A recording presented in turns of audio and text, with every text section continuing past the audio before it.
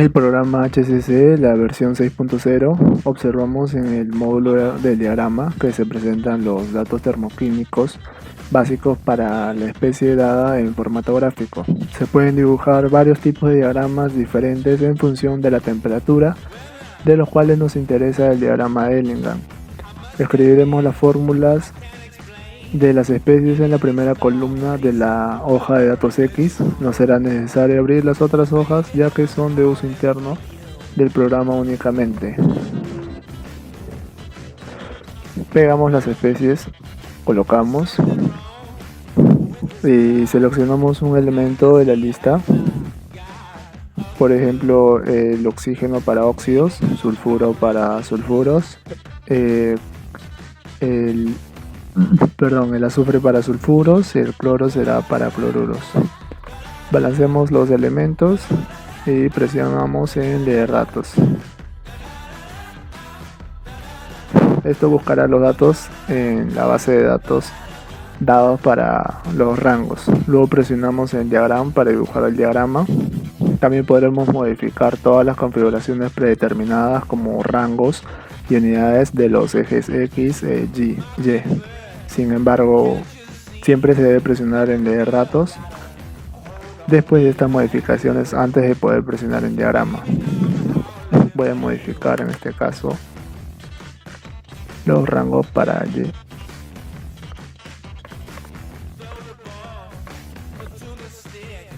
Presionamos en leer datos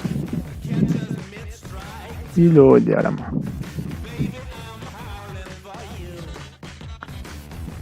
Listo, obtenemos el diagrama. Este diagrama nos permitirá saber a qué temperatura se puede formar qué óxido y a su vez con qué metal se puede reducir determinado óxido. Con esta información podemos determinar qué proceso es el más rentable y eficiente a utilizar.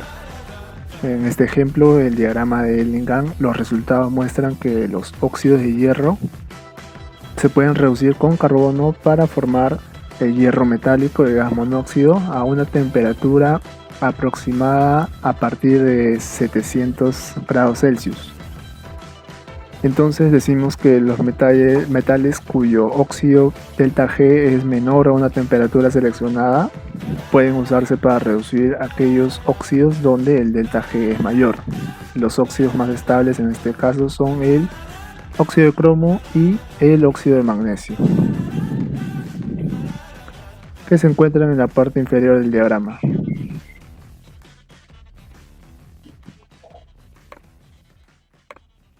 En este nuevo HCC se puede dibujar dos tipos de diagrama de estabilidad de fase. El nuevo módulo de diagrama de TPP, que calcula los diagramas sobre la base de energía mínima de Gibbs, y el antiguo módulo de diagrama LPP, que calcula los límites de estabilidad de fase como líneas basadas de las ecuaciones de reacción. Estos dos módulos tienen sus propios botones de opción en el menú, los encontramos aquí, como diagrama TPP y diagrama LPP. En el diagrama LPP vamos a dibujar lo que es el diagrama de Kelo. Primeramente observamos como acceso los datos de entrada para el diagrama de estabilidad de fase. Este módulo de diagrama LPP dibuja diagrama de estabilidad de fase isotérmica para sistemas de 3 elementos, también conocidos como los diagramas de Kelo. Seleccionamos 3 elementos y presionamos en OK. En este caso será el cobre, el azufre y el oxígeno.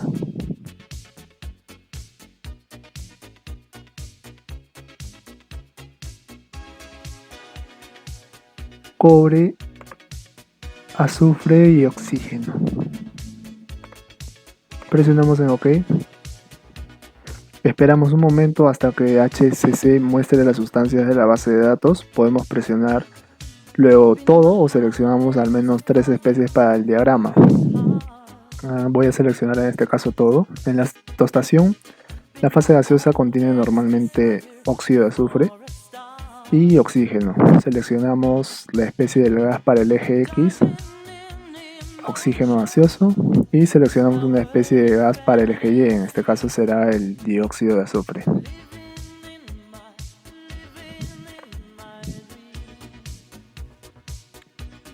Podemos cambiar la temperatura si es necesario. En este ejemplo, 300 grados Celsius.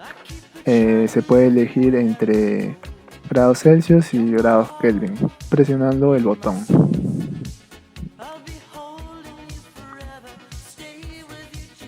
Presionamos en guardar archivo y aceptamos el nombre correspondiente.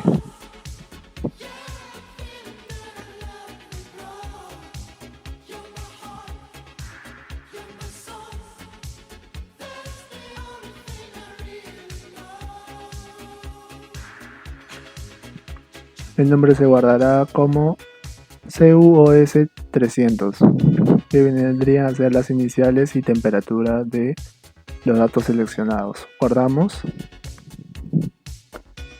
Luego presionamos PSD y esperamos a observar el diagrama.